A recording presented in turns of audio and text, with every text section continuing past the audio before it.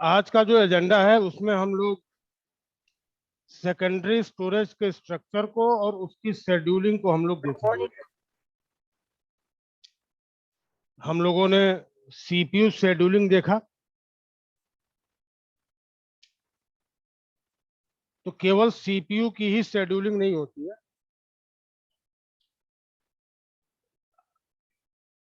जो secondary storage that is hard disk, इसकी भी शेड्यूलिंग होती है।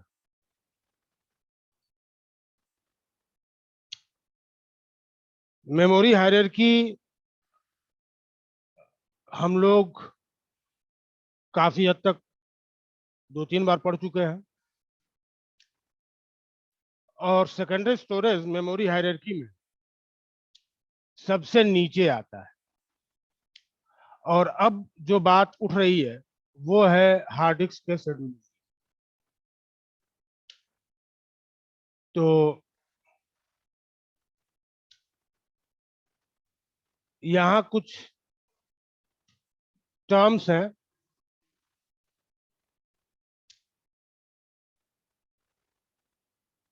एक को बोलते हैं transfer rate, data transfer rate. तो जब भी हम लोग डेटा ट्रांसफर रेट की बात करेंगे तो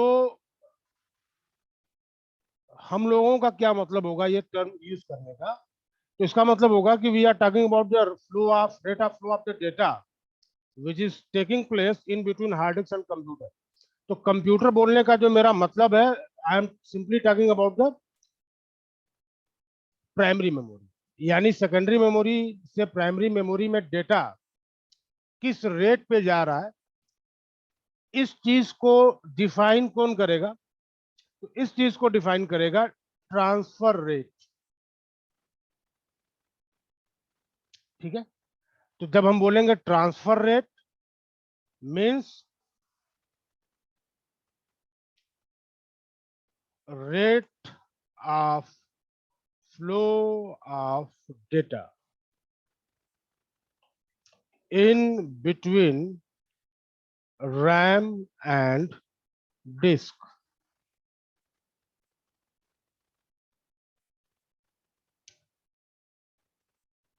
रैंडम एसेस की बात होती है, जैसे हम लोग बोलते हैं ना random assess, sequential assess.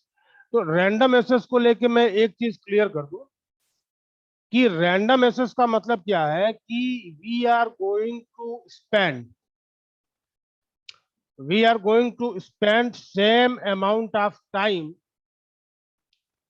In accessing any location in the memory.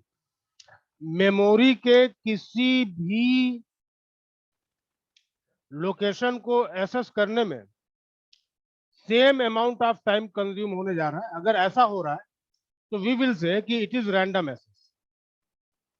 इसलिए एक बात क्लियर हो गई होगी, नहीं हुई हुई है तो मैं बता दूं कि जब हम लोगों ने पेज टेबल को मेंटेन किया था मेमोरी में,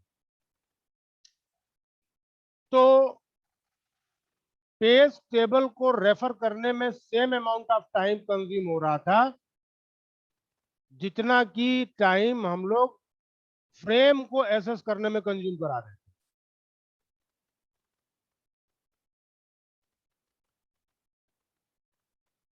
ठीक है, अब एक टर्म आएगा जिसको बोलेंगे सीक टाइम। सीक टाइम क्या है? डिजायर्ड सिलेंडर को सर्च करने में कितना टाइम लगेगा उसको बोलेंगे हम लोग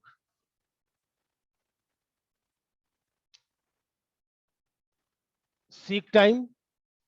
और एक टर्म आएगा जिसको बोलेंगे रोटेशनल लेटेंसी।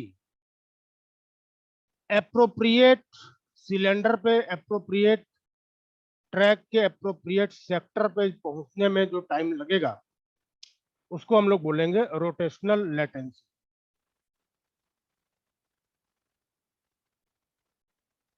ठीक है, चलिए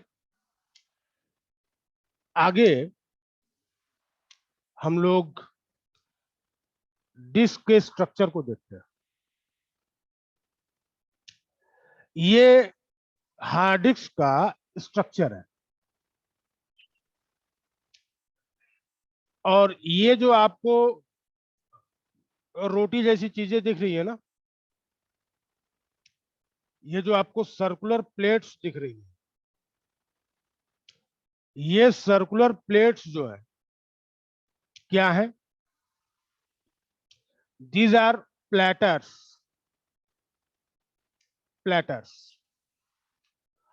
और हार्ड डिस्क में ऐसे प्लेटर्स जो है बहुत होते हैं। दूसरे शब्दों में कहें तो hard disk is a collection of platter. अब प्लेटर क्या है? तो platter is a type of memory. और इस प्लेटर के दोनों तरफ, ऊपर और नीचे, हम लोग राइट ऑपरेशन और रीड ऑपरेशन परफॉर्म कर सकते हैं। तो रीड और राइट परफॉर्म करने की जो जिम्मेदारी होती है वो किसकी होती है? वो होती है रीड राइट हेड। जैसे ऑटोमेटा थियरी में जब आप लोग फाइनाइट ऑटोमेटा पढ़े होंगे, तो वहां पे एक टेप होगा, टेप मूव कर रहा था, टेप को रीड कर रहा था हेड। तो ये जो प्लेटर है, इस प्लेटर के दो सरफेस है, ऊपर वाला और नीचे वाला, और दोनों सरफेस पर रीड और राइट ऑपरेशन परफॉर्म होता है, यानी दोनों जगहों पे हम लोग डेटा को स्टोर करते हैं। ये जो प्लेटर है वो एक स्पिंडल से अटैच होता है। ये देखिए स्पिंडल है। जैसे अगर आप लोगों ने कभी डीवीडी का पूरा बंडल खरीदा हो, पूरा पैकेट खरीदा हो, या सीडी का पूरा पैकेट खरीदा हो, तो देखिए तो सीडी जिस बॉक्स में आती है, उस बॉक्स के बीच में एक स्पिंडल होता है, और उसी स्पिंडल पे हम लोग सीडी को रखते जाते हैं।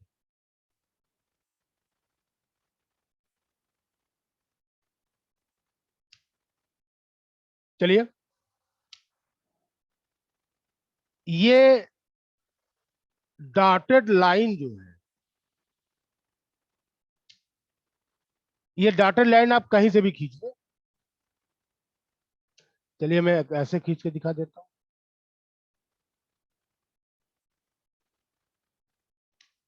तो ये हम बोलेंगे कि ये सिलेंडर है।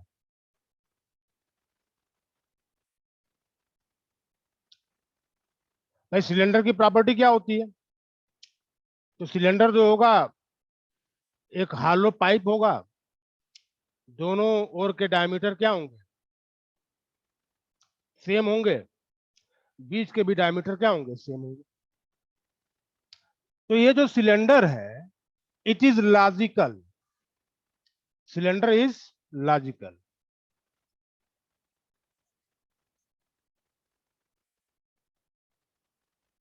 Cylinder is logical. अब ये जो सिलेंडर है, ये सिलेंडर बटा होता है ट्रैक में, और ट्रैक बटे होते हैं सेक्टर में।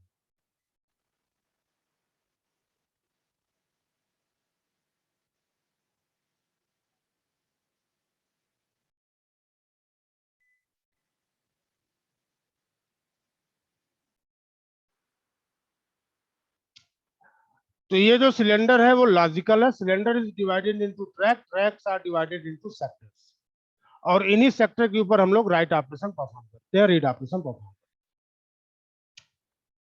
अब एक प्लेटर पे बहुत सारे ट्रैक हैं और एक ट्रैक पे बहुत सारे सेक्टर हैं। नाउ क्वेश्चन अराइजेस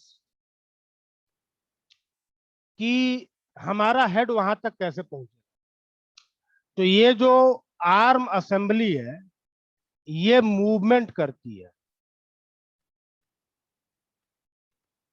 ऐसे।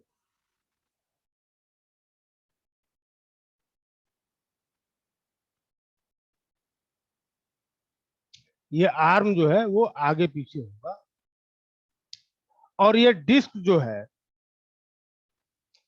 ये जो डिस्क है, ये ऐसे रोटेट होगी। इस तरीके से क्या हो रही है? डिस्क रोटेट हो रही है। तो डिस्क रोटेट हो रही है तो सेक्टर चेंज हो रहा है, और आर्म असेंबली मूव कर रहा है तो ट्रैक चेंज हो रहा है।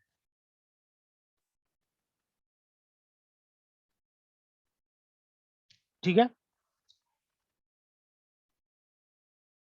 प्लेटर्स मूव कर रहे हैं तो सेक्टर्स चेंज हो रहे हैं, और आर्म असेंबली मूव कर रही है तो ट्रैक चेंज हो रहा है।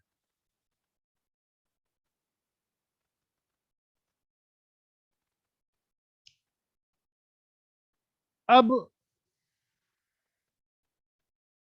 इस स्लाइड पे कुछ भी बड़ी इंफॉर्मेशन नहीं दी गई है।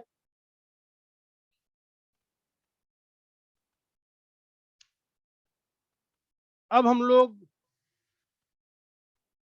अपने असली एजेंडे पे आते हैं। जो अपना असली एजेंडा है वो है डिस्क शेड्यूलिंग का। सीक टाइम और रोटेशनल लेटेंसी हम लोग डिस्कस कर चुके हैं। सर्चिंग का बेसिक रूल क्या था कि search time is directly proportional to the size of list. Similarly seek time is nearly equal to seek distance.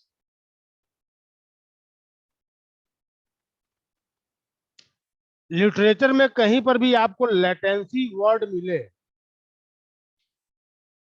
कहीं पर भी आपको लेटेंसी वर्ड अगर आपको मिल जाए तो आप तुरंत समझ जाइएगा कि कहीं ना कहीं हम लोग टाइम को बर्बाद कर रहे हैं।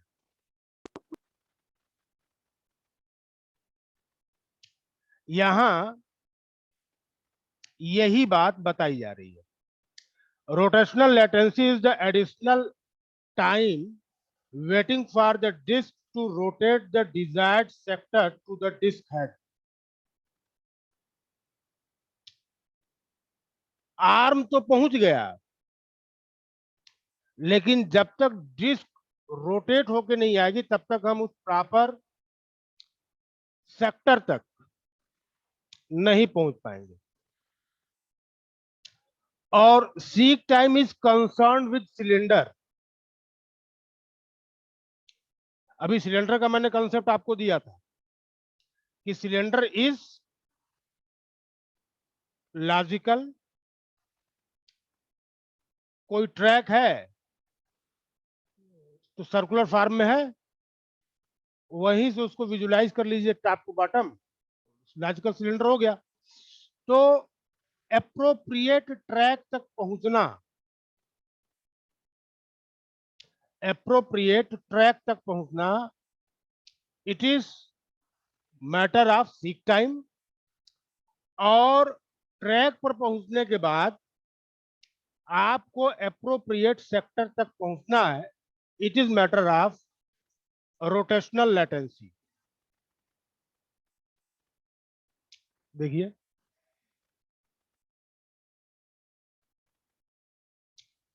सीक टाइम मीन्स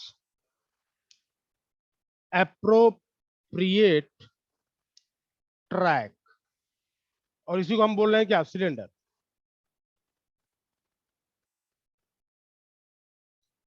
और रोटेशनल लेटेंसी मतलब reaching to appropriate sector।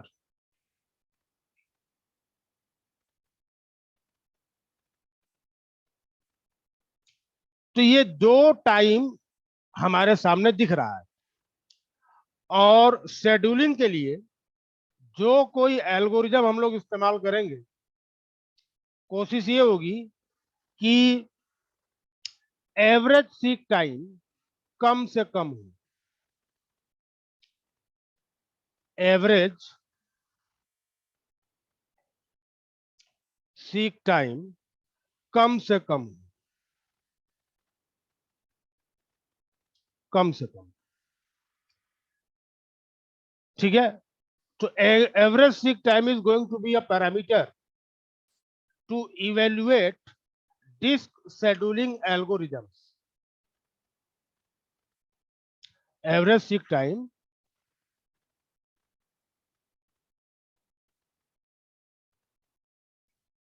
average seek time is a parameter to evaluate the performance of disk scheduling algorithm.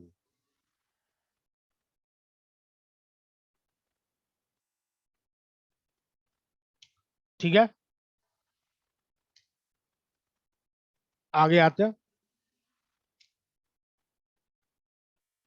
अब क्वेश्चन ये उठता है कि how to calculate average seek time.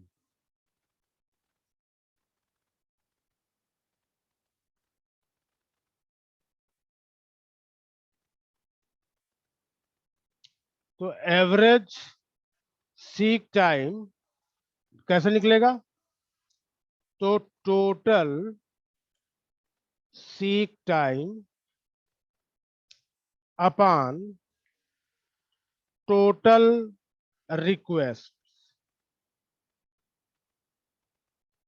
and this is the way to calculate average seek time.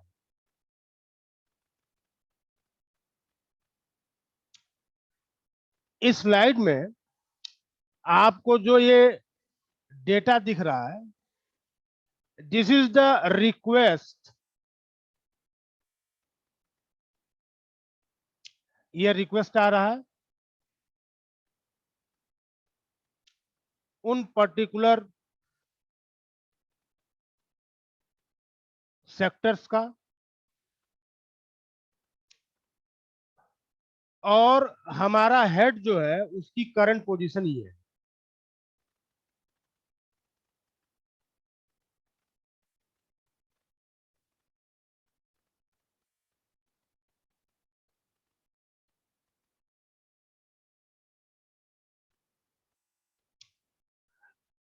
एक बात मैं आपको यही क्लियर कर दूं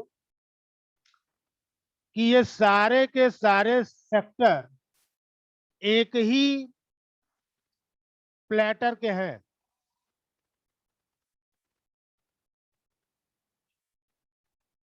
बिलोंग्स टू सेम प्लेटर।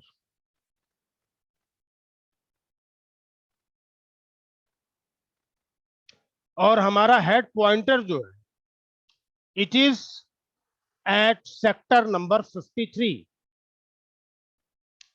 जब भी ये रिक्वेस्ट आएगी, these requests are placed into the queue.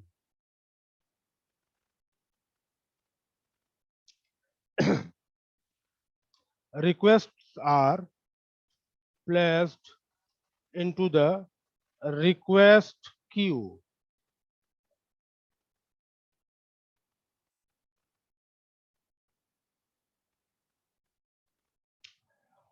और अब हमें इन रिक्वेस्ट को फुलफिल करना है, और अपने पास बहुत सारे algorithms, and the simplest algorithm is FCFS, first come first सर्व।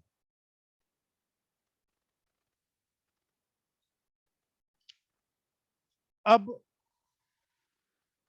देखिए इसको, यहां पे ये बताया गया कि जो रिक्वेस्ट अपने पास आई है वो ये रिक्वेस्ट है, this is the request, and this request is kept into the Q,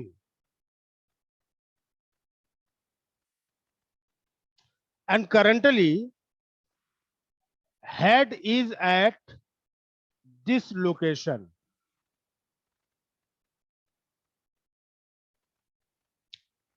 AFCFS, first come first serve. It is the simplest disk scheduling algorithm, and requests are processed in the order as they arrive at disk queue. अब जरा ध्यान दीजिए, ध्यान क्या देना है कि अपना जो हेड है इट इज हियर एट 53 और पहला जो रिक्वेस्ट है वो कौन सा है 98। तो we will move from 53 to 58। जिस ऑर्डर में रिक्वेस्ट आया है उसी ऑर्डर में उनकी प्रोसेसिंग होगी। 53 से हम लोग सीधे कहां जाएंगे 58।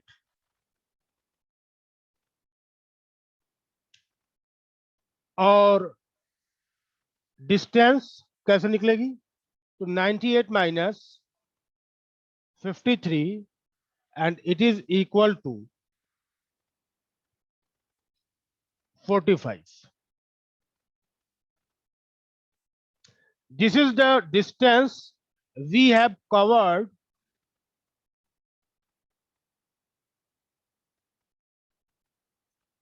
from 53 to 98. पीछे एक स्लाइड पे मैंने बताया था, दिखा भी था कि seek time is proportional to distance. Now अभी अपन कहाँ है 58 पे 98 पे। 98 के बाद से अगला रिक्वेस्ट कौन सा है 183।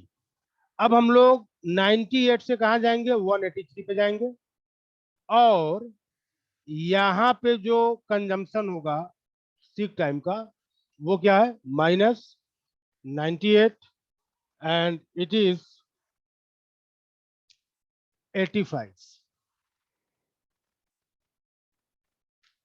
अब हम लोग 183 से कहा आएंगे 37 पे।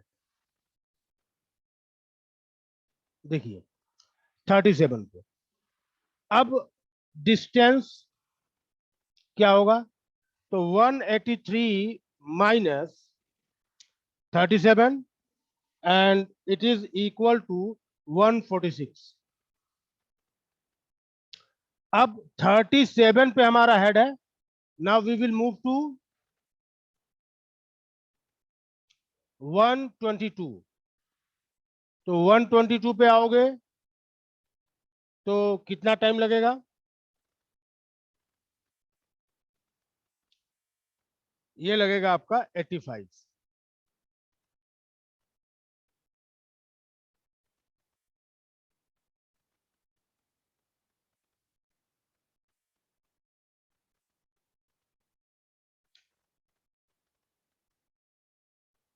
उसके बाद ऐसे करके जो है आप डिस्टेंस निकालते जाइए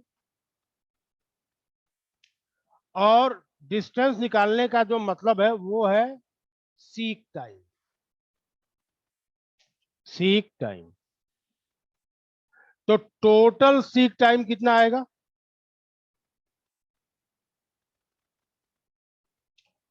टोटल सीक टाइम इज 424।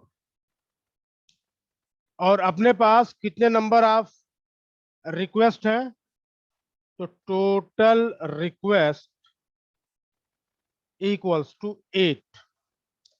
तो एवरेज सीक टाइम क्या होगा तो एवरेज सीक टाइम जो होगा वो होगा 424 divide by 8 and it is equal to 53।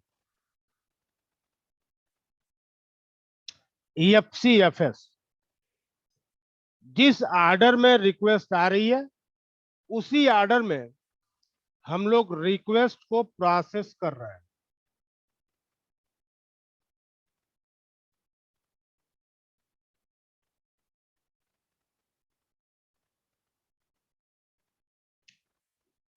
ये हमारा एजम्पशन है कि एक ट्रैक पे जो है एक ट्रैक पे 200 सेक्टर्स सॉरी एक प्लेटर पे 200 सेक्टर्स हैं स्टार्टिंग फ्रॉम 0 टू 199। इसलिए ये दो फिगर आपको यहां दिख रहा है this is the start this is the end.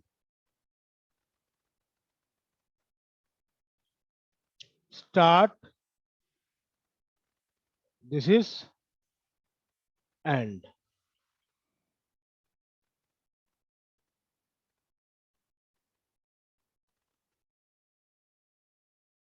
This is start, end, and this is start.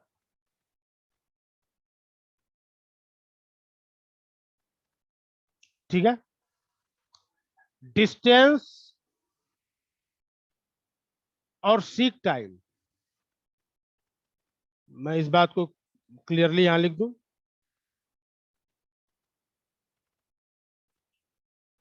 Seek time is directly proportional to seek distance. इसी वजह से हम लोग यहाँ पे डिस्टेंस कैलकुलेट कर रहे हैं और टाइम के फॉर्म में लिख रहे हैं. दूसरी बात, जब भी आप न्यूमेरिकल सॉल्व करना तो हमें 53 से और कहां आना था, 98 पे आना था. तो कभी भी एरो ऐसे मत लगा देना, सीधा एरो कभी नहीं लगेगा. सीधा एरो नहीं लग रहा है, इसके पीछे का सबसे बड़ा रीजन क्या है कि रोटेशनल लेटेंसी. देखिए थोड़ा नीचे ही लगेगा, ये ऐसे आया है, फिर जब हम यहां से यहां गए तो थोड़ा सा ये झुका है, फिर जब हम लोग इधर से इधर आए हैं तो ऐसे नहीं गए, ऐसे आए. ऐसे नहीं जाना, स्ट्रेट नहीं जाना. स्ट्रेट जाओगे तो तुमको सेम, तो क्या पता चलेगा कि कांस्टेंट टाइम लग रहा है. और ये बात पता है कि hard disk is slower then RAM. तो अगर ये लाइन जो है सीधा खींचे तो ये बताएगा किसको, कांस्टेंट टाइम. तब तो बवंडर हो जाएगा. हार्ड डिस्क में किसी भी लोकेशन को सर्च करने में सेम अमाउंट ऑफ टाइम नहीं लगता, लेकिन रैम में क्या है कि किसी भी लोकेशन को आप एक्सेस करने जाओगे, you are going to spend same amount of time. But in case of secondary storage क्या होगा, तो सेकेंडरी स्टोरेज के केस में लोकेशन चेंज होगा तो सीक टाइम चेंज हो जाएगा. And this information is clearly mentioned here. Seek time is directly proportional to distance and that's why ये जो एरो बना है ये थोड़ा सा झुका हुआ है. चलिए अब हम लोग अगले एल्गोरिज्म पे आते हैं. And next algorithm is SSTF, shortest seek time first. Shortest seek time first, और ये एक तरीके का क्या है, SJF है. बट ध्यान दीजिए, SJF शॉर्टेस्ट ऑफ फर्स्ट को इंप्लीमेंट करना was a typical job, nearly impossible. But SSTF it can be implemented, क्योंकि यहां पे क्लियरली पता है कि where we have to go, shortest seek time first. यानी करंट पोजीशन, हेड की करंट पोजीशन और नियरेस्ट रिक्वेस्ट पहले पूरे किए जाएंगे. तो मैं यहां पे कुछ लिख रहा हूं और ये है इसका working principle. Working principle. And what is the working principle? SSTF chooses the pending request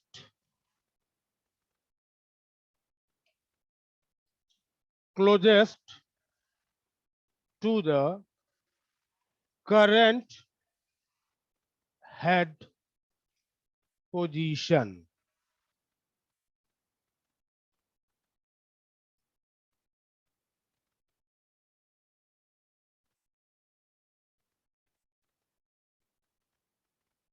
ठीक है, this is the working principle of SSTF.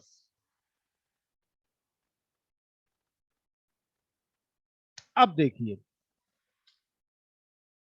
What is the current location of head? It is 53 and these are the request. तो सबसे पहले हम उस request को fulfil करेंगे जो 53 के बिल्कुल नजदीक में है, और वो क्या है? 65.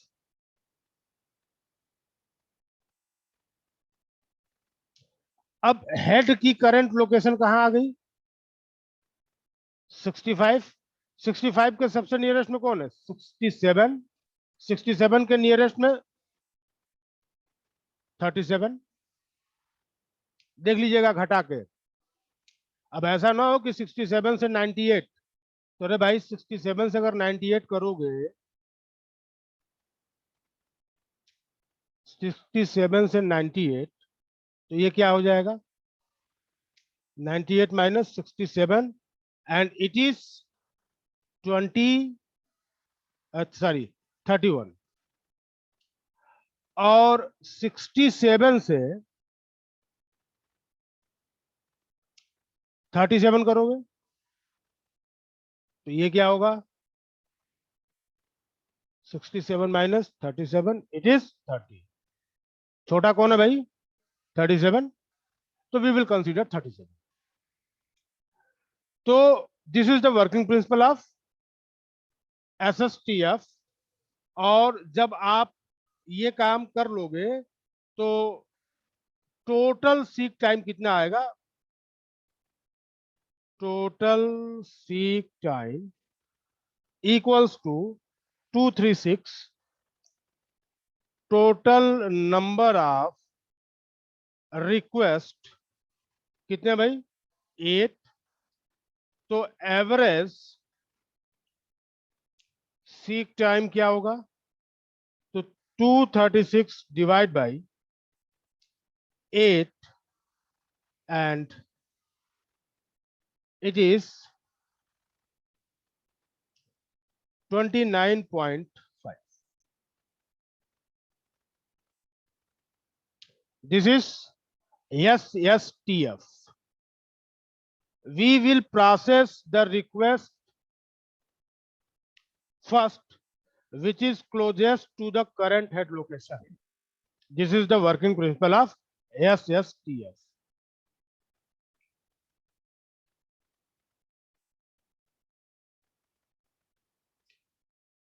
Next one is scan algorithm.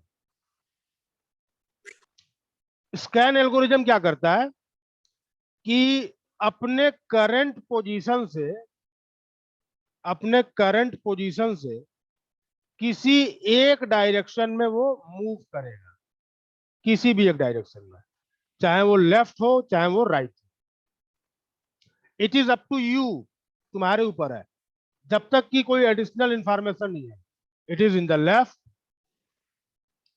It is in the right, किसी एक डायरेक्शन में मूव करेगा और रास्ते में जितने भी रिक्वेस्ट आएंगे सबको फुलफिल कर लेगा. अगर वो करंट लोकेशन से लेफ्ट गया है तो लेफ्ट में सारे रिक्वेस्ट को पूरा करने के बाद वो राइट में आएगा, और अगर वो राइट में जा रहा है करंट लोकेशन से तो राइट एंड पे पहुंचने के बाद वो वापस आएगा लेफ्ट.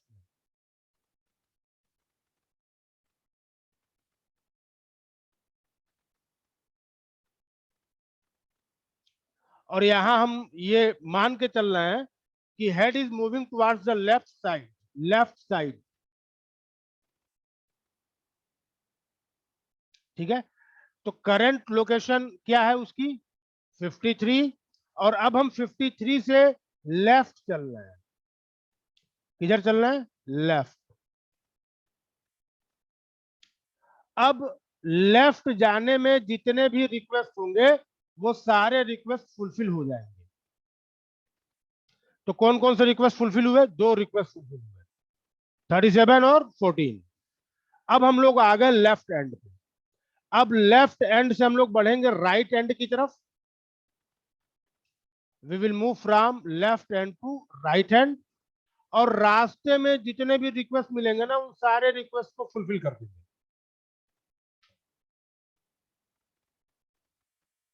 तो अगर स्कैन का प्रॉब्लम आया है और ये बताया जा रहा है कि किस डायरेक्शन में मूव करेगा, उसी डायरेक्शन में मूव कराइएगा, अदरवाइज ये आपके ऊपर है।